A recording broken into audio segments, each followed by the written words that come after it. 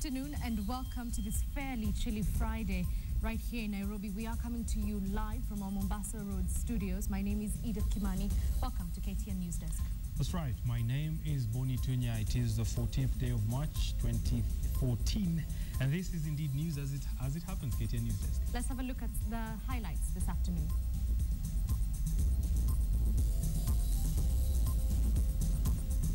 Temporary reprieve, determination of the digital migration switch-off postponed.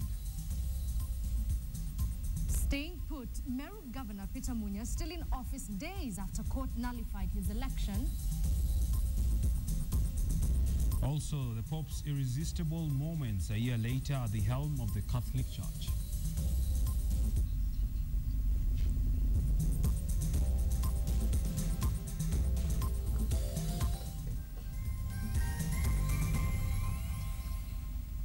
Welcome to the program. Let's begin in the courts, where the Court of Appeal has upheld the election of Wycliffe Oparanya as Kakamega governor. The appeal court sitting in Kisumu essentially approving an earlier decision by a Kakamega court that ruled in favor of Oparanya as governor. Independent candidate Mabel Muruli has challenged the election of Oparanya but lost and subsequently appealed against the High Court decision seeking the removal of Oparanya as governor. Also at the High Court in Kakamega, Muruli lost her petition. The High Court judge cited that Ms. Muruli had not stopped the gubernatorial election after she noticed her name was missing from the ballot paper. The High Court held the petitioner fortified her rights when she allowed the elections to proceed.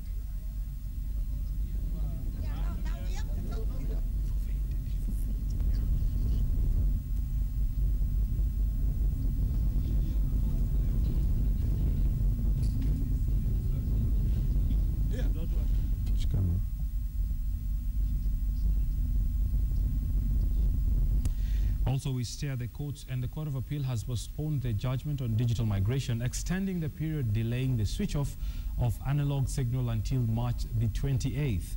The case, which was filed by 3 leading media houses in the country, the Nation Media Group, the Royal Media Services and the Standard Group, accused government of backtracking on its own policy and recommendations on digital migration and violating media freedoms and rights. The media houses have sought to have the state compelled to issue them with digital broadcasting licenses and frequencies. Now, the media houses have contested government's regulatory body, Communications Commission of Kenya's decision to award Kenya's second digital signal distribution license in 2011 to a Chinese company, Pan-African Network Group. Another signal was awarded to the state broadcaster KBC's subsidiary. Let's take you to Meru, and even after the Court of Appeal in Nyeri nullified the election of Peter Munya as Meru governor on Wednesday, he is still in office. Now, a 3-judge bench led by Justice Otieno Odek found that irregularities during the scrutiny and recount of votes in 7 polling stations, together with the evidence of the county returning officer, led to the conclusion that Munya did not get the majority vote. According to the Meru County Assembly Speaker, Joseph Kaberia, he has not taken over the office of the governor as per as per the Constitution, and there are procedures to be followed according to the law. Kaberia further says he has not gotten a letter from IEBC ordering him to take over the responsibilities of the Meru governorship. By the way, the issue of Supreme Court has not even been decided. No. The lawyers are still there. Na ningetaka kusema kwamba kuna utaratibu ambao unafaa kufuatwa na kisheria mpaka sasa kiti cha gavana wa Meru hakijatangazwa kuwa wazi kwa sababu kuna utaratibu ambao unafaa kufuatiliwa. I have not taken over the office yet because legal procedures have to be complied with. The law states that the court has to inform the IEBC of the court's decision. Then the IEBC will inform my office so that my office will make the relevant directions. We'll stay with matters of county governments, and the county government of Kakamega has downplayed allegations that its vehicles are being used for non-official functions during odd hours. Kakamega Governor Wycliffe Oparanya has denied the claims and clarified that the premises where the vehicles were photographed by the press do not indeed belong to the county government of Kakamega. He further asserted that the Municipal Council of Kakamega previously owned the premises. In recent weeks, reports have been circulating in the media over the county vehicles, which were allegedly found parked outside various night spots in the country.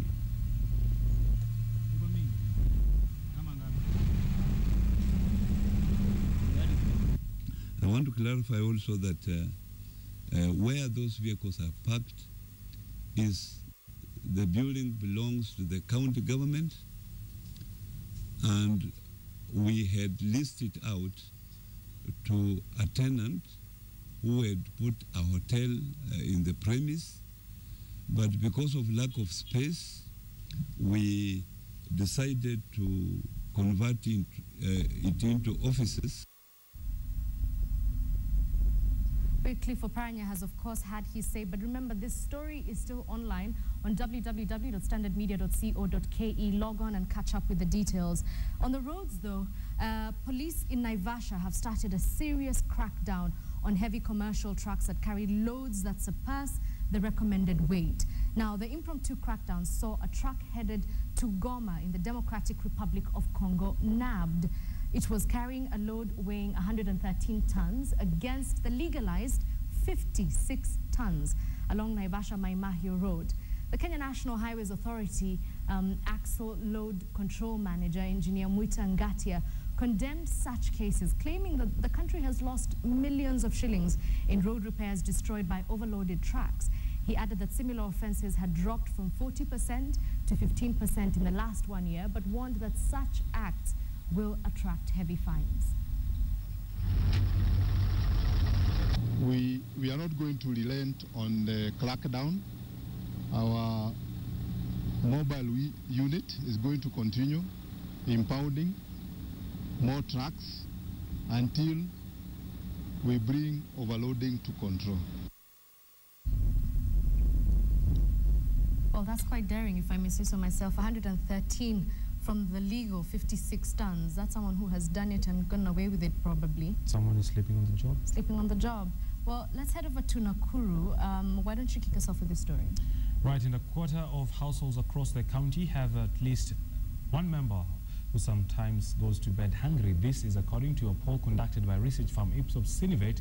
When asked which were the most pressing problems facing the country, 50% identified inflation as the biggest problem, 19% said unemployment was their greatest challenge, while 9% singled out corruption as the greatest obstacle. Now, the country has to overcome further. Over half of Kenyans said the general condition of their households has worsened, against 17% who feel that their lives have improved.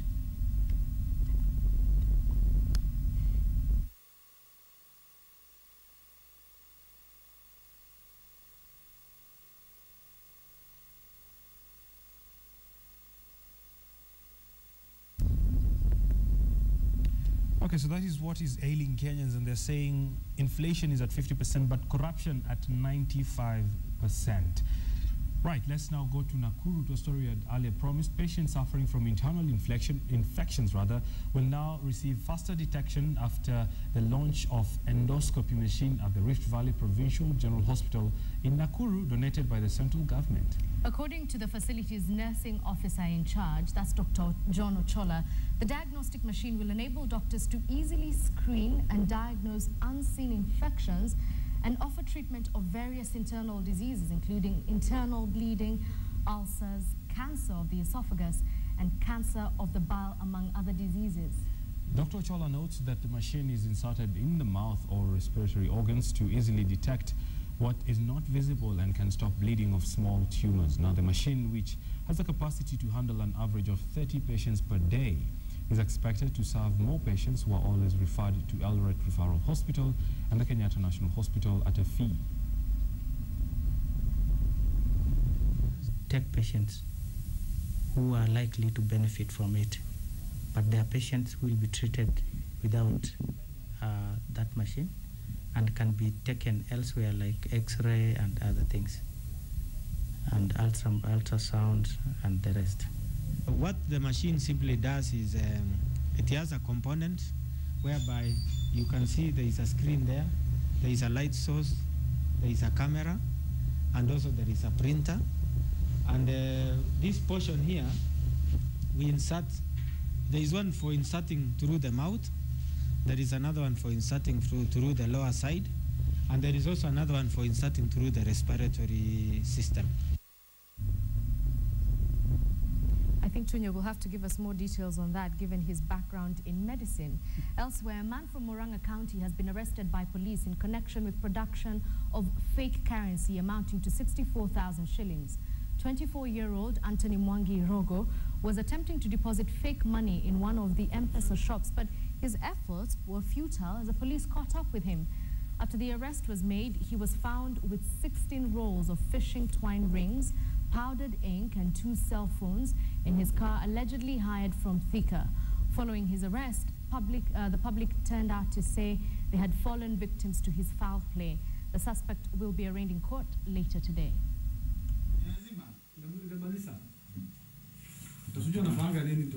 Mzee alikuja na gari ya white, lakini sikujua namba yake. Vile alikuja akaweka kando ya barabara, akakuja kazini. Sasa mimi ni venye nilielezewa na vijana wa kazi. Akakuja akanunua mitungi 2 ya gas ya 13 kg. Moja alikuwa anauziwa 6500, alafu akanunua DVD ya 3000. Alipewa na sijui 15000 na 500. 500 ndio ilikuwa mzuri, lakini hizo 15000 zilikuwa fake. It's time to take a short commercial break, and when we come back, we'll be talking about the man who was elected as the best dressed man of 2013, the Time Man of the Year. He always wears white. He always wears white, but he was the best dressed man. We're talking about Pope Francis and his 1 year in office. All the details coming up. Also, we'll talk about flight MH370, no clues, just new ideas, no plane in sight, so stay tuned.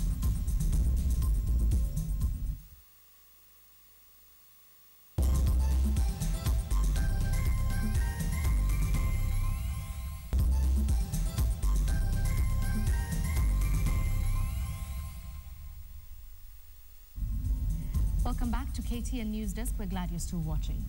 Now, many take changing weather patterns for granted and view it as any other occurrence, but for children at the PCEA Wandubi Special School in Tetu constituency, that is in Nyeri County, the onset of rainfall and the cold weather spells doom. Now, when the cold weather sets in, the school has to be closed. The school only admits children who are mentally handicapped, and they often wet their beds, requiring the bedding to be dried out daily. Carol Derry with that intriguing story. From afar, these children could pass as any other, enjoying their break and taking a much-deserved rest. But it is only when you get nearer that you realize they are mentally challenged children. Their innocent excitement, especially when receiving guests, is telling. This is the Wandubi Special School situated in Tetu constituency of Nyeri County. With a current enrollment of 121 children, the school has been up and running since 1987. Teaching children such as these with special needs comes with its fair share of challenges, but imagine a situation where the school has to send them home early in second term because of the cold weather.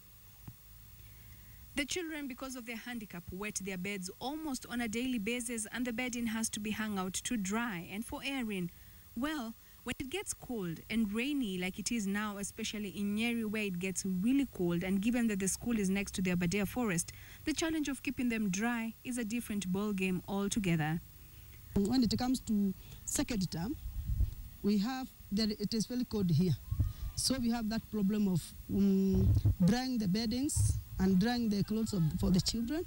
We have been looking for somebody to help us to give us the drying machines, but we have been unable to get one. So we are forced to close the school early in second term to avoid sickness from by the children.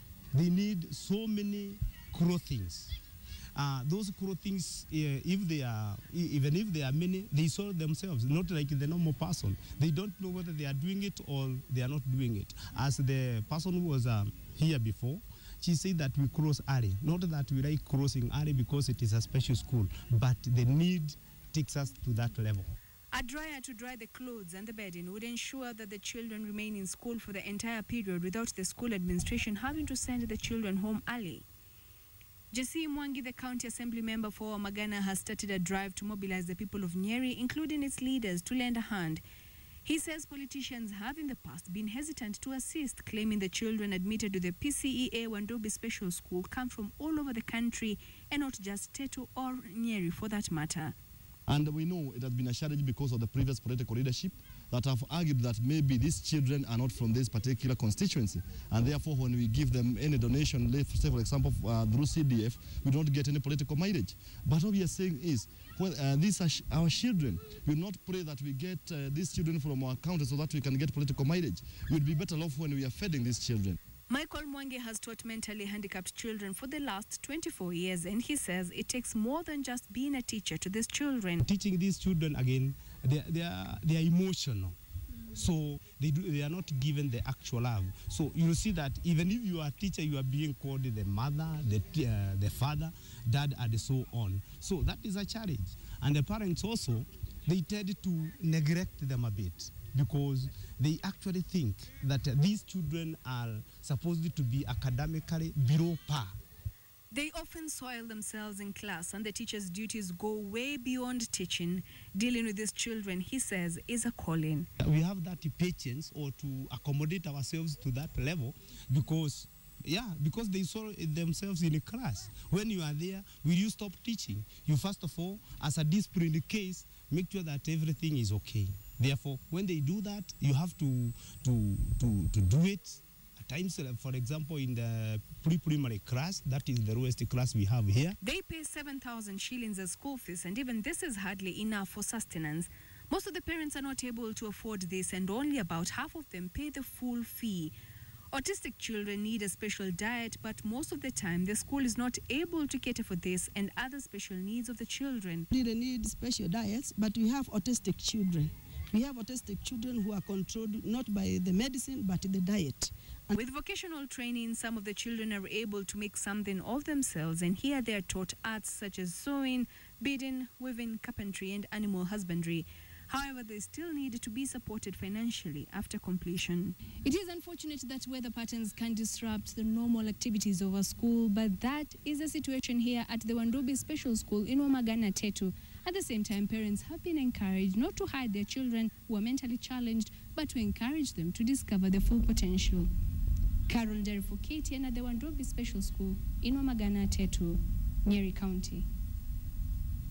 One of those stories that you read and see that really put things into perspective, and seriously, we do take a lot of things for granted. To give us your views on that, and at KTN NewsDesk, Bonny Tunya will be reading some of those comments at the end of this bulletin.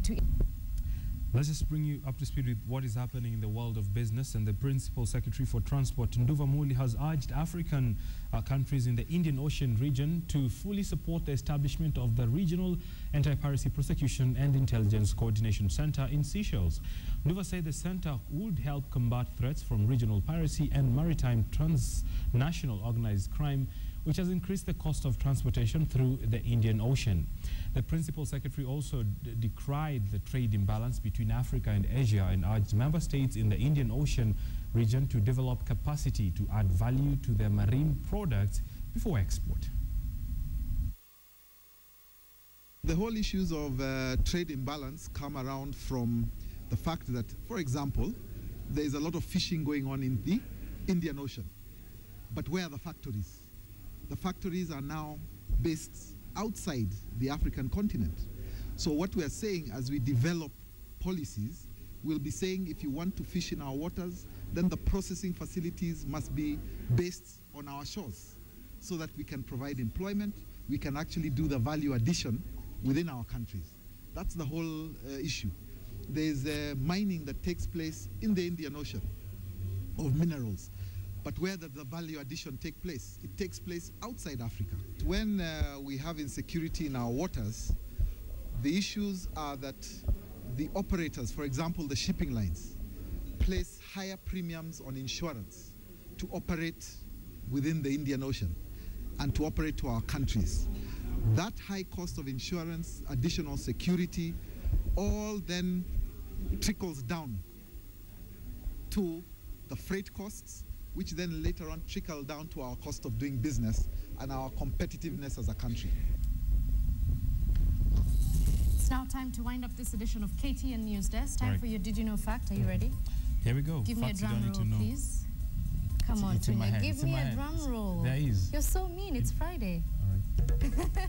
Did you know there is a stinging tree called the, I don't know if it's Gimpy Gimpy or Jimpy Jimpy, Jimpy Jimpy, okay, that produces a toxin that's apparently so painful it has driven people and animals to suicide.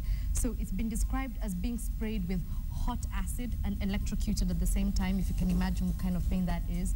And there was a man who was reported to have shot himself after using the tree as toilet paper. Poor guy. I can't imagine. I can't imagine either. Also remember, you want to give us another fact? No, I do not. Right, we're putting a spotlight on Karonderi's story on Wandombi's special school that has to be closed during the cold weather because they do not have a dryer to dry the beddings from these kids with special needs. You can check out that story on standardmedia.co.ke. And that's why we wind up this edition of KTN NewsDesk. I'm Edith You have a new name now? I'm Edith Kimani. Have yourselves a fantastic weekend. My name is Bonny Tunya. I'm not misspelling my name. I will see you again in the evening for business.